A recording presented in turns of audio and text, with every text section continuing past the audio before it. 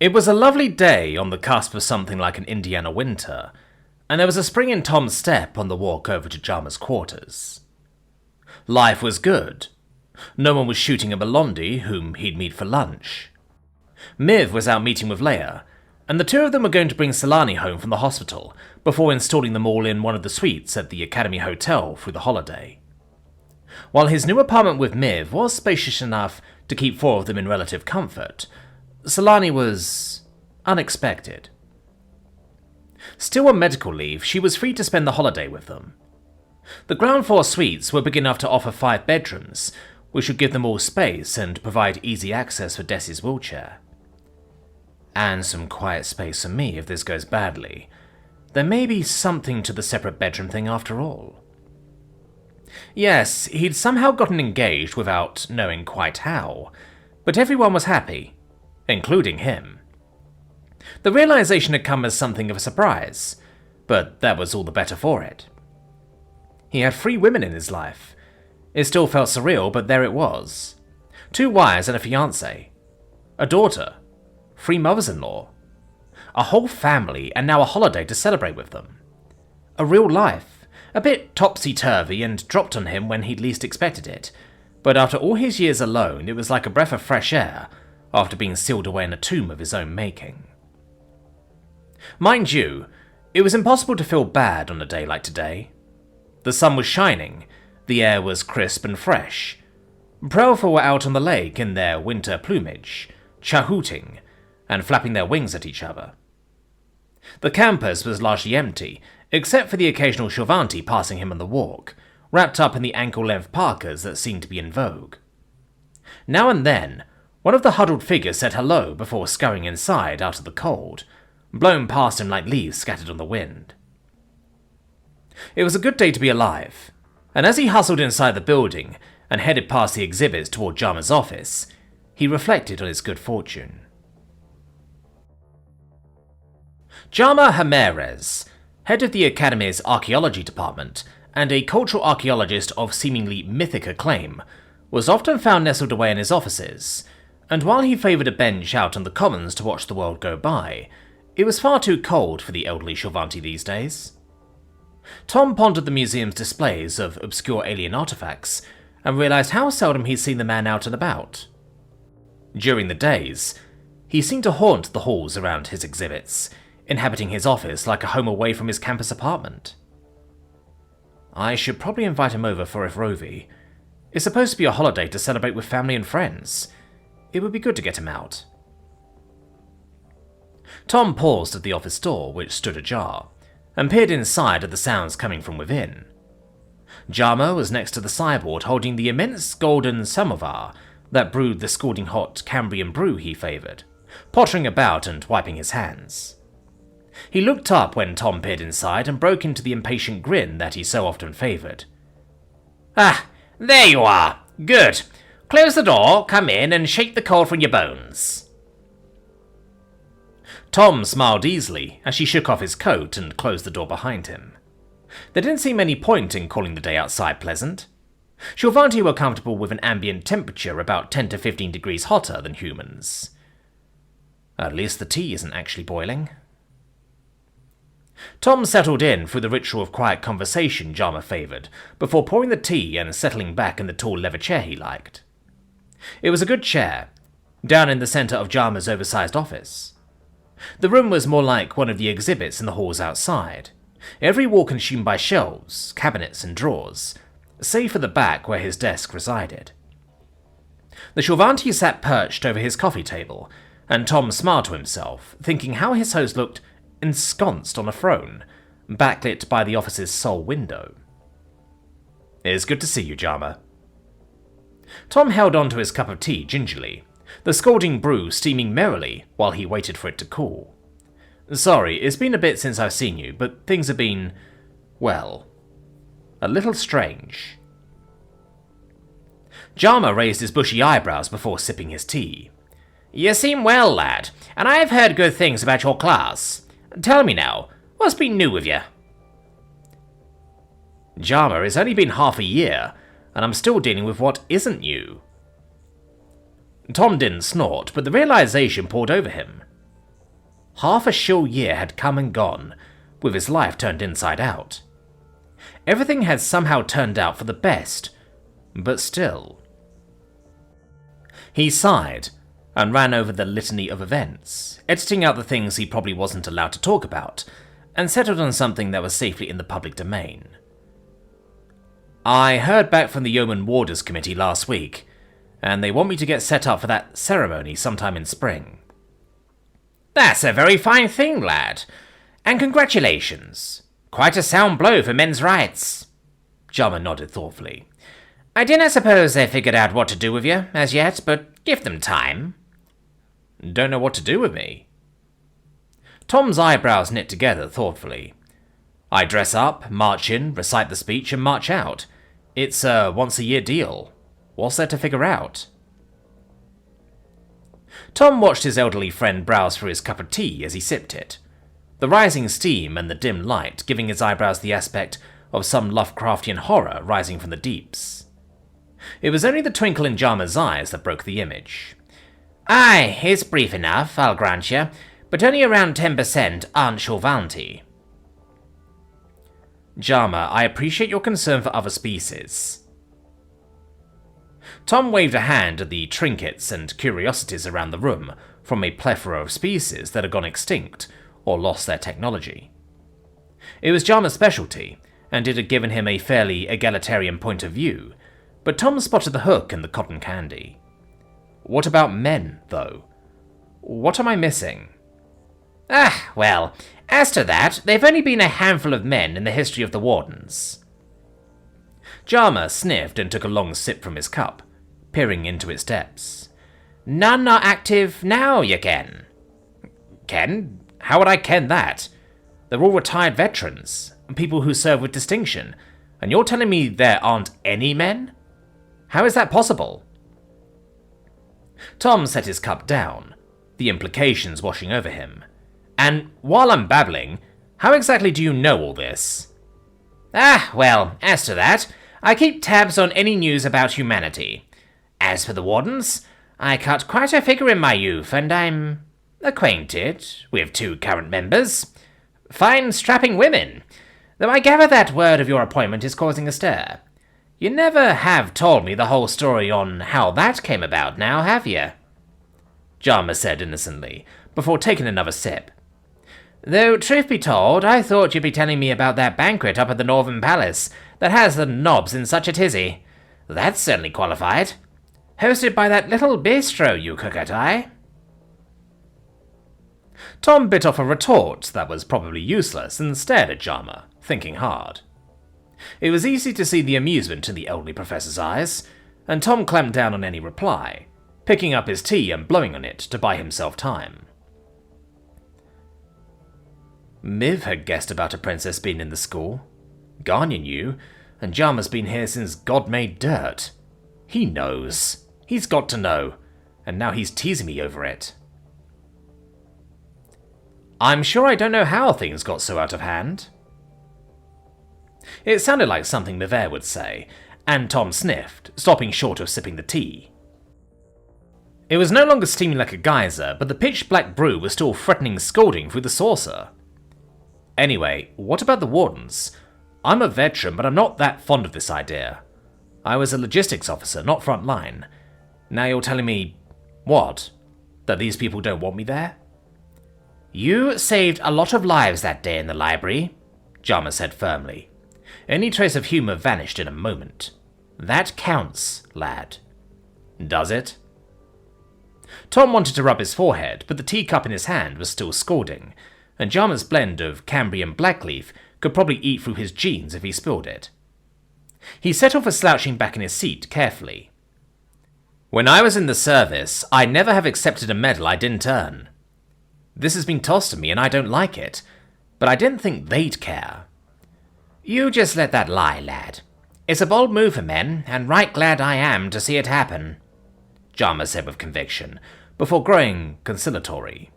Besides, it raised fresh talk about awarding veterans' rights to humans who served on Earth during our arrival, and that's nae a bad thing.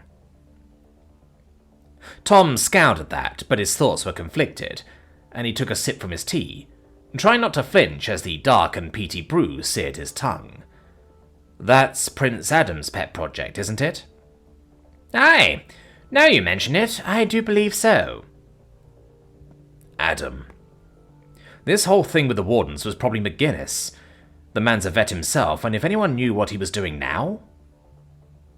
Tom rolled the notion around in his thoughts. He can't blow his cover as a commando, so of course he wouldn't want to become a warden. It might even be beneath a prince, but I'll bet he set this up. Jama, there's been talk about veterans' rights ever since humans started serving in the Marines, but would it get real traction? You know the government better than I do. Do you really think it could pass? Well, politics is the art of the possible, even for an empress. It's common knowledge that she's well disposed to Prince Adam, and there's talk that she believes in the measure. Jama mused. She cannot afford to seem too biased, and Indara marrying caused enough of a stir. But there's more than a few nobles as were shaken by an attack here, and there's nae a parent who dinna have a sleepless night. You being a warden might just tip the scales. So, no pressure or anything? Tom shook his head. I just came here to teach about humanity. To try and show that we can adapt, yes, but also that we're worthy of respect and have the right to define ourselves. Aye? Well, that's just what you'll be doing, lad. Jama perked up and arched an eyebrow. You might as well take the win while it comes. It's a blow for men everywhere, as well as humanity. I suppose, Tom muttered. Jama was right. It just wasn't what he'd expected, and there was no one to talk about it with. Maybe Solani? I don't want to look like a phony, and she'd probably have an opinion. Tom filed the thought away for later. I'm engaged again. Are you now? Jama's eyebrows shot up, and he beamed irreverently. To how many? What do you mean, how many? Tom stared as sanity threatened to walk out the door. Conversations with Jama were often like that, but this was personal. Jama, I'm already married to Miv and Shalea. Aye? So how many? Jama grinned. Honestly, lad, I expected you'd be getting proposals after preterm night. Fine. So there were 2. But I am not accepting proposals by Omnipad, Tom said testily, as his ego rose in defense. It was one thing to accept a proposal, but at least he could enjoy getting propositioned. At least when it hadn't come with a hand on his ass. It's just one woman, and Miv and Leia think she's terrific, which she is. It just took me by surprise, you know? Jama's shrug was eloquent, for all of its brevity. Honestly, lad, after news got out about the sword, I expect half the alumni were so wet you could have sailed a boat up them. Jama! Thomas? Jama canted his head, wearing an expression like he was tutoring a particularly slow child. It has the virtue of being true, though if young Mivere likes the lass, I'm sure she's a lady of character. She is. Thank you. Tom pondered telling his friend that she was a Death's Head Commando, but settled on a sip of his tea. The stuff was down to incendiary levels and was starting to grow on him. You're one to talk. How is it that you never married? Ah, well, I've been places and done things. Jama settled back into the depths of his chair. I canna say the notion dinna appeal, but no woman would put up with me gadding about the galaxy. It sounds romantic, and it was for me. But it's no the kind of life as makes for a good marriage. In my youth, I was nae the kind to settle down, and it was even harder for men to have a career back then. Tom looked at Jama.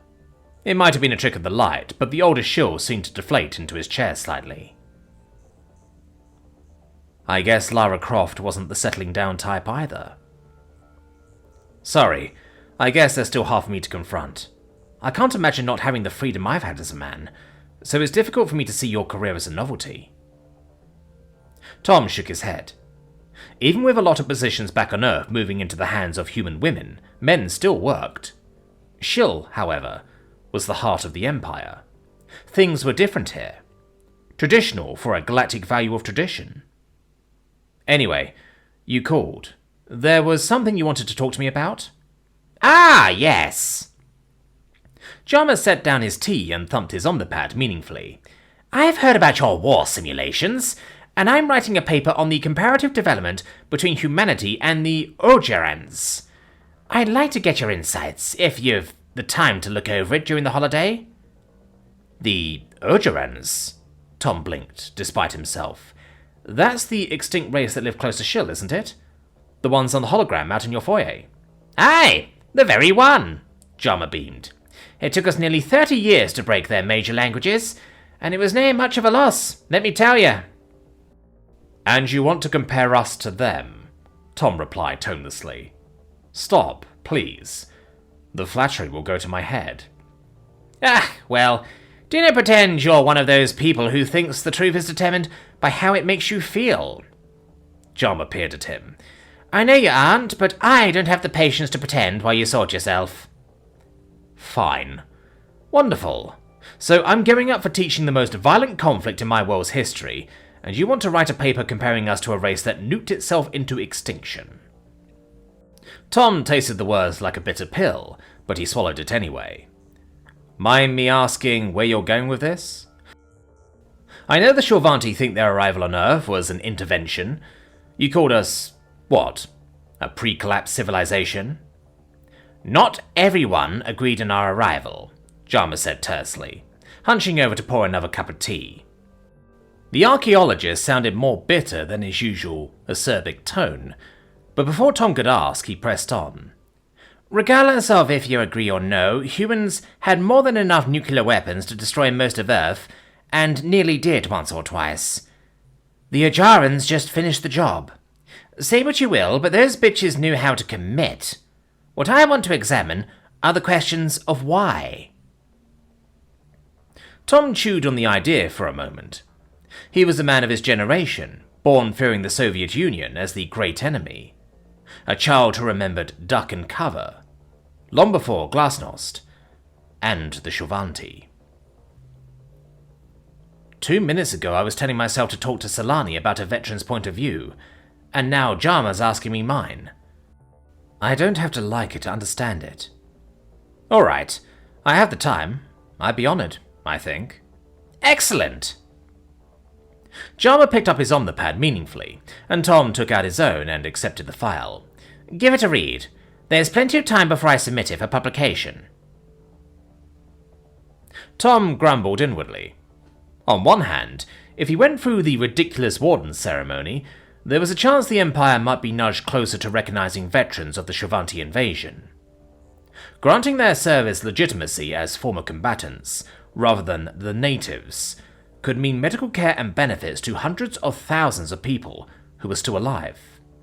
On the other, supporting the idea that humanity had been saved rankled, even if many of the ills that traditionally plagued humanity had been washed away by the Empire.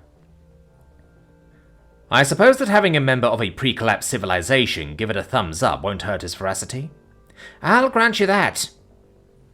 Jama settled back again and waved a teacup at Tom's omnipad. I spent a few years going over human archaeology. Your oldest records go back almost 300,000 years. Tom pondered that, doing the math and converting the number into Earth years. You mean the Kalabo Falls dig? I remember those. Tall structures built just before the Neanderthals came into their own. What's your point? Well, lad. Jama set his tea aside and regarded him over steepled fingers. At what point would you say your species became intelligent? I suppose that depends, Tom hedged, considering his audience and where Jama was leading him. You're the archaeologist. Tall structures built for a purpose show intelligence, even if we don't know what that purpose was. We had our stone, bronze, iron, and industrial ages.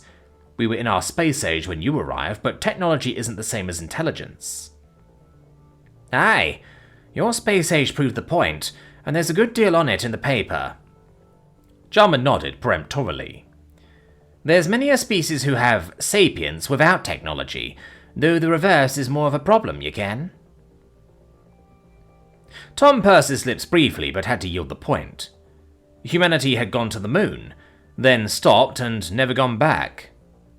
Like so many other things about humans, it was a galactic anomaly, When most species went into space, they'd gone to stay.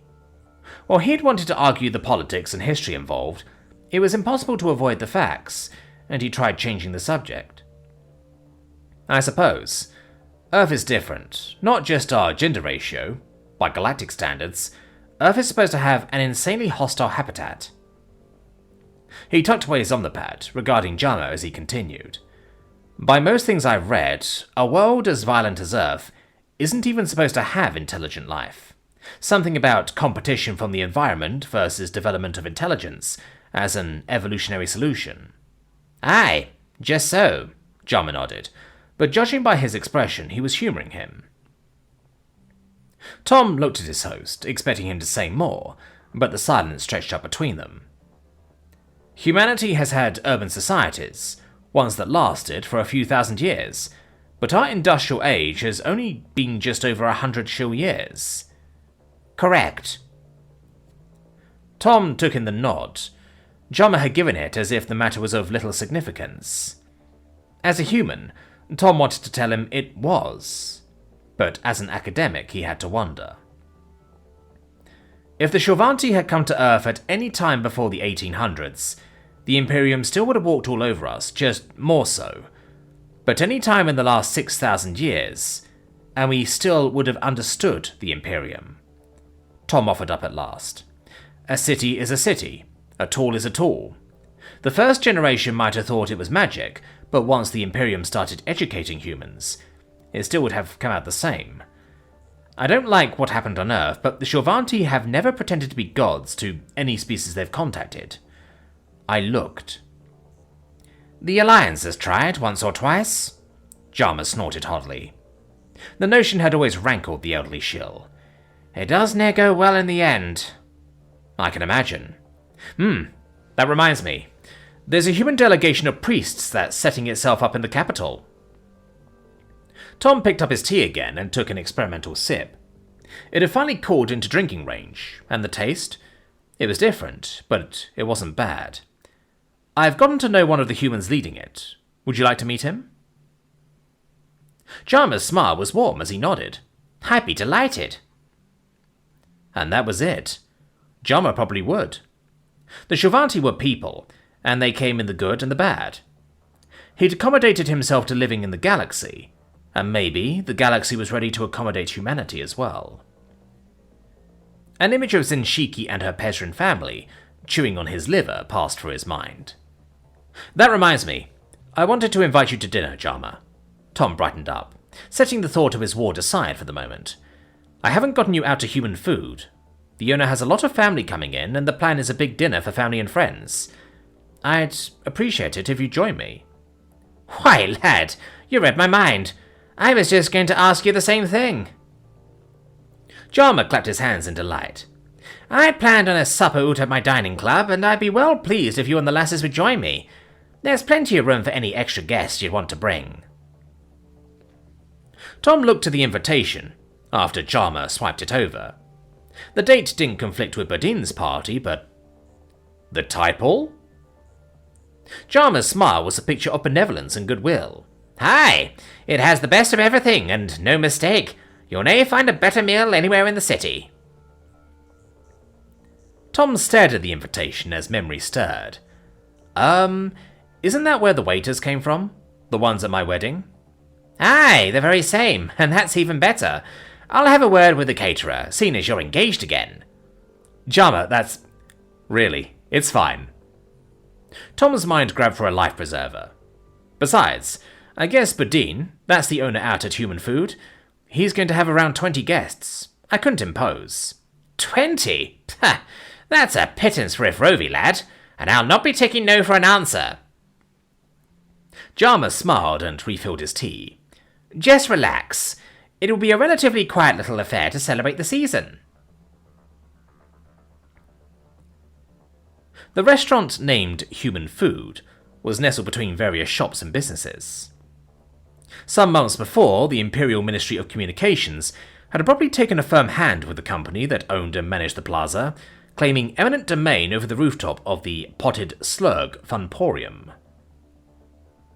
The building had been deemed as the best suited to install a future telecom router servicing the surrounding area, and a contract was summarily issued. The company agreed to the polite yet inevitable contract and happily pocketed the handsome fee for what was otherwise unusable space. Nothing much was said when construction, scaffolding, and a small rotor shed appeared just over the roofline. Business was business.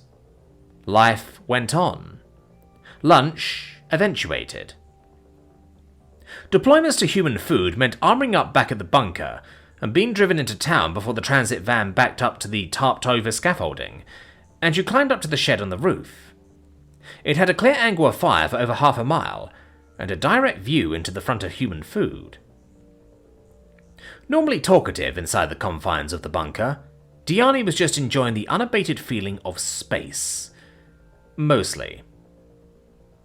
Sergeant Diani peered through her telescopic sight into the front room of human food and sighed. You ever wonder why we're here? Sergeant Yala looked up from the area sensors, which were filled with routine lunch traffic, though customers seemed to be down. She leaned her chin on one hand and looked out over the plaza. Well, it's one of life's mysteries, I guess. What do the goddesses want from us? Or is it all just a big coincidence, and we're washed up on the sands of creation by the ebb and flow of life? Are they watching over us? You know, with a big plan? Yala sighed. It keeps me up at night sometimes. What? It was a sunny day, and they were out of the bunker. It made it easier for Diani to look literally anywhere else than at her much younger and far too reverent podmate. But Yala was looking at her hopefully, and Diani tried to remember what it was like to be that young. I mean, why are we here when we could be inside grabbing lunch?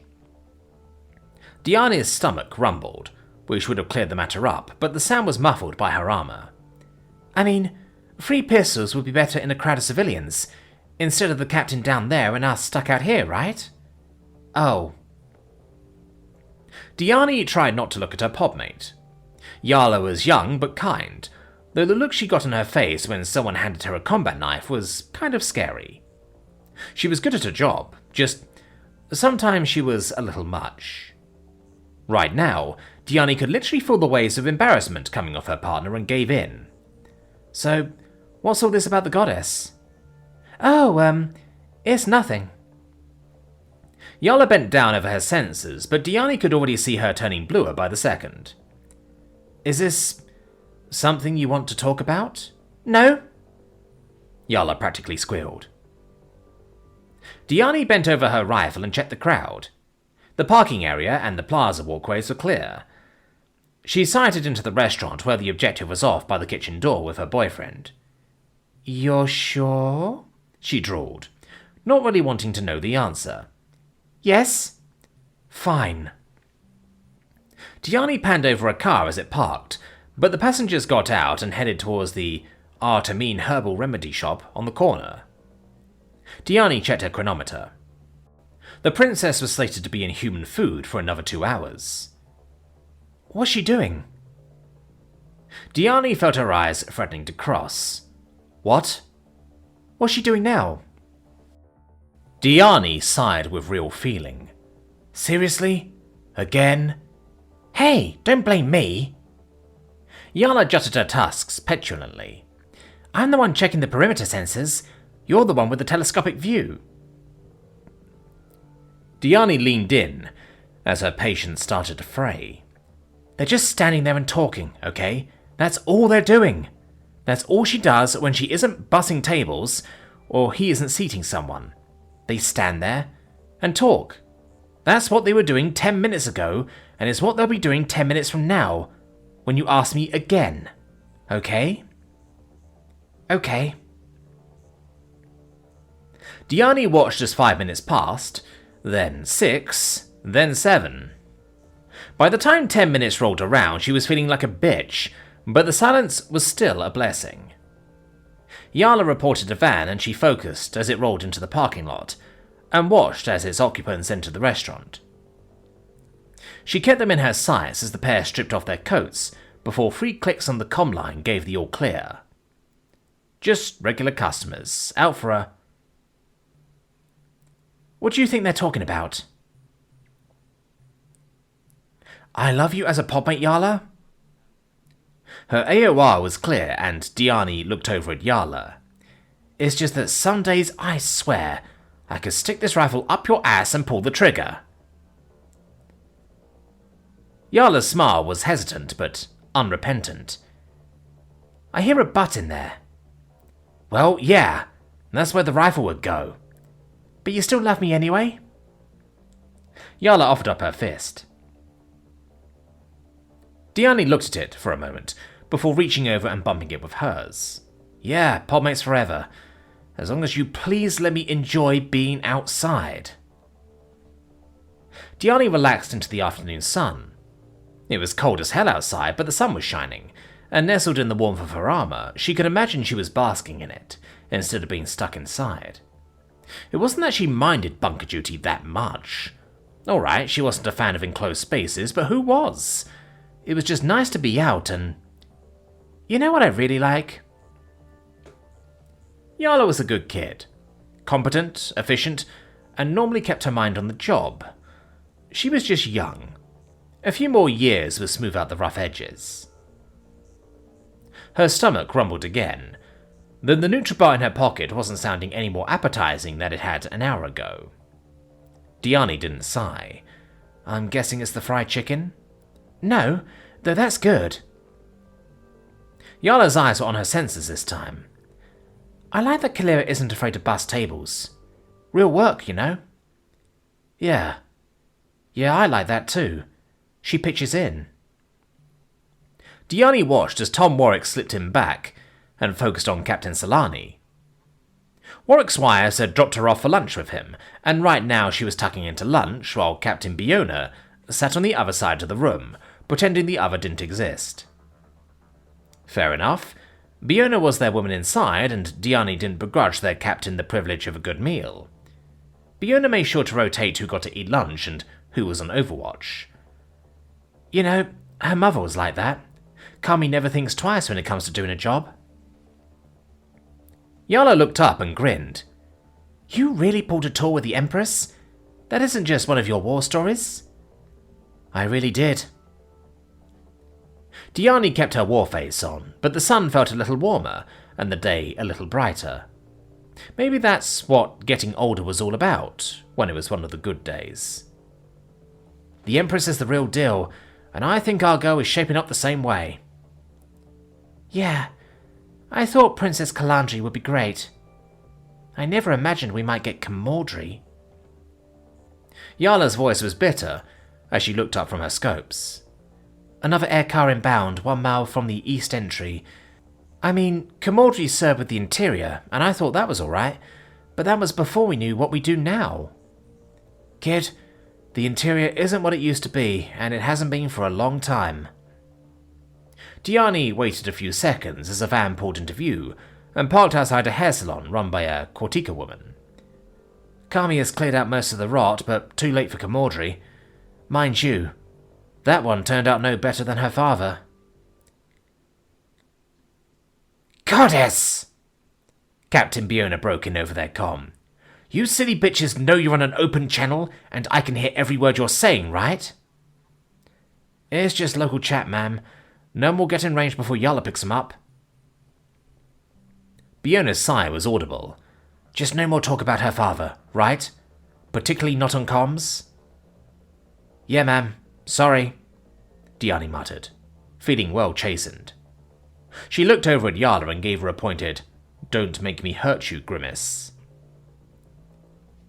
How's the new menu, Captain? It's good. I'll bring you a take out of the potato pancakes. Right now I'm waiting to try the chocolate cream pie. It's chocolate? Yala breathed reverently, as if all other explanations were unnecessary. My turn in the restaurant tomorrow. Yeah, no good there, kid. Biona came back after a moment. The concealed microphone behind the captain's ear picked up the sound of her eating, and Diana's stomach rumbled again.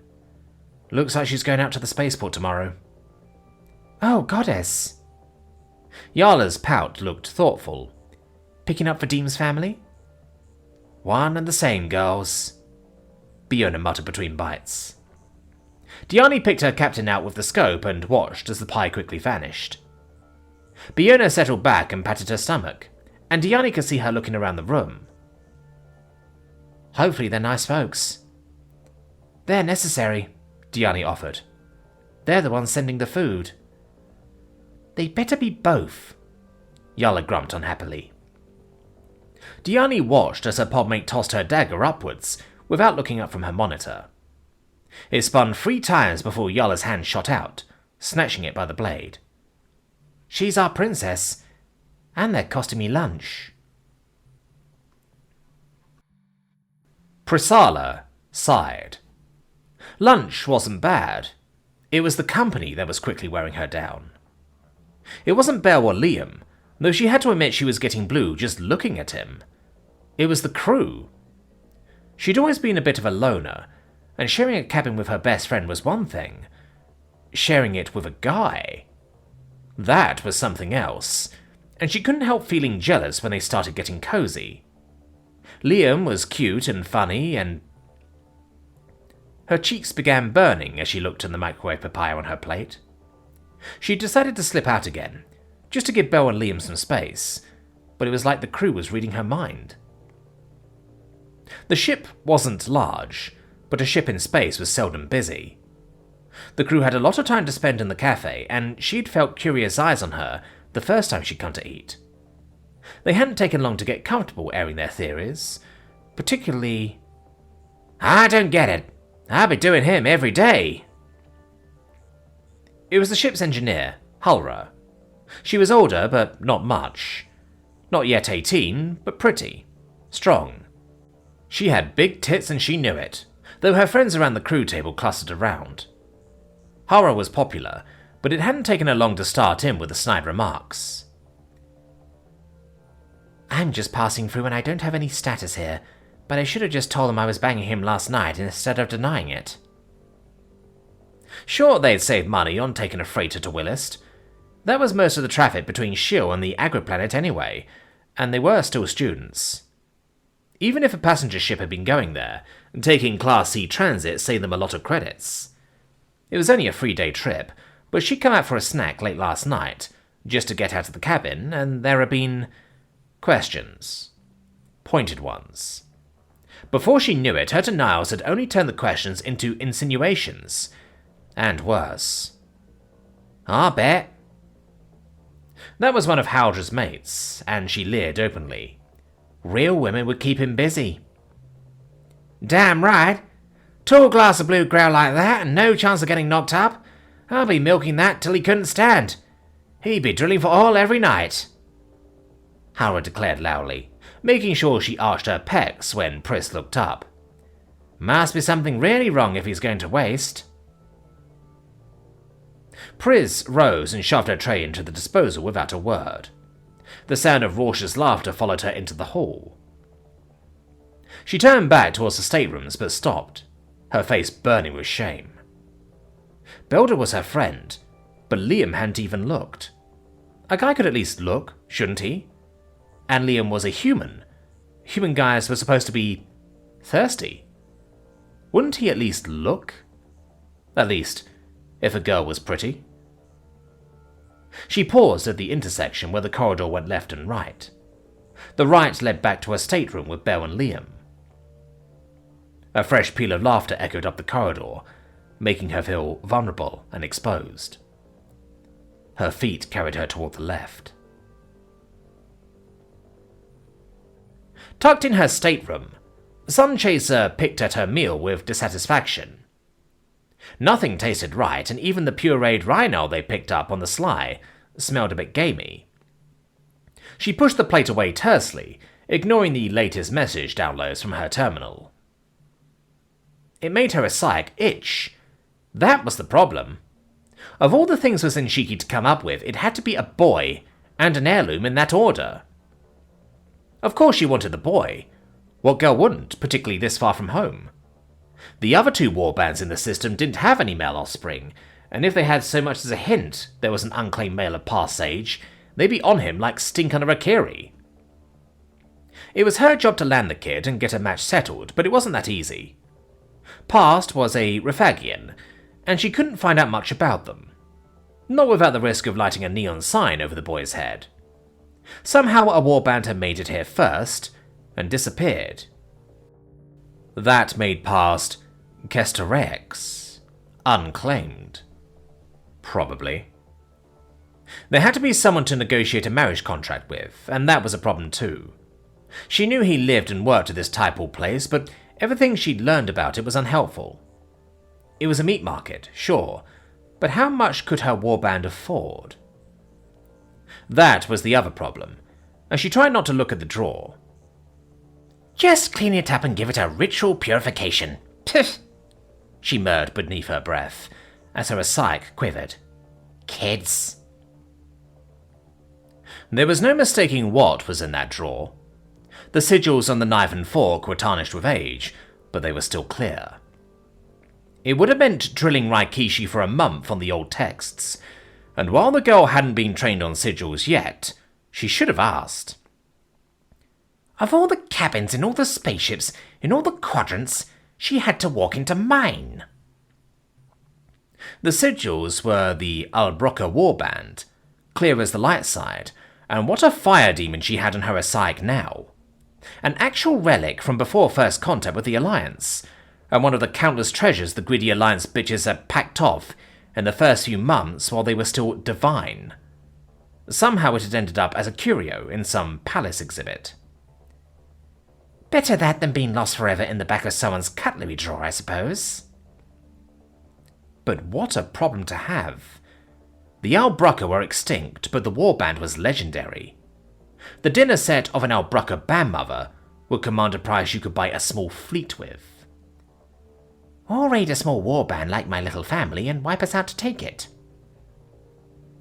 In the last 2 days, the presence of 2 other warbands in the system had gone from a privation to a peril, but something had to be done. First things first. She pulled out her comm badge and looked at it with dissatisfaction, but the girl might as well learn her lessons from the icy end. Raikishi? Yes, Sunchaser. Dark mother, the girl sounded so happy. It was a shame you couldn't bottle it. Sunchaser's psyche rippled down to her thoughts in amusement. Sign yourself off duty for tomorrow. We're going on a negotiation. Out in the depths of space, gravity flickered. Space traffic control took note of the fluctuation as the signal grew stronger. Like all settled star systems, the solar primary had a transit zone defined by stellar mass, preventing traffic from exiting phase space too close to the system, and regulations organized the well-charted orbitals into a choreography of inbound shipping coming in over stellar north, while outbound shipping dropped south of the ecliptic before crossing past the hyperlimit. No traffic phased within a light minute of any planetary body in a charted system. The regulations were in place to prevent any chance of catastrophe. Around 7 light hours out, freighters ranging from light carriers to the great megamovers owned by the larger transstellar corps dropped in and out of phase, plying their cargoes between the stars. The odds of collision between ships entering and exiting the system were literally astronomical, but capital systems out in the provinces commanded vast fleets of civilian and commercial traffic, while Shill itself was the center of a gossamer halo of ships, all supporting the beating heart of the Empire. Even after its space lanes had been swept clear of lingering bodies in the Oort zone, the star system had a never-ending ballet of ships, transiting to and from the vast space docks and Shill itself. Closer in, the zone around 6 light hours was set aside for larger commercial space traffic. Great luxury liners that plied the core systems glided majestically through space, while small pleasure craft darted about like fireflies, moving people from all corners of the galaxy. While the traffic was still significant, the closer transit zone meant faster travel times toward the inner system, where passengers would depart or transit toward new destinations. Located in a cone over Stellar Primary was the priority zone. At a mere 5 light hours distance, it was reserved solely for inbound priority transit by military and government traffic. At 4 a.m., capital time, a span of local space-time flickered, and proximity sensors sprinkled throughout the inbound zone took notice. The flicker quickly grew in intensity, and peaked as a Shulvanti battleship left phase and flickered into existence within the boundaries of normal space. The first spike became a second, and a third, then more. The spikes rose, growing into a seismic crescendo as traffic control began to register the transits with a rising tide of excitement.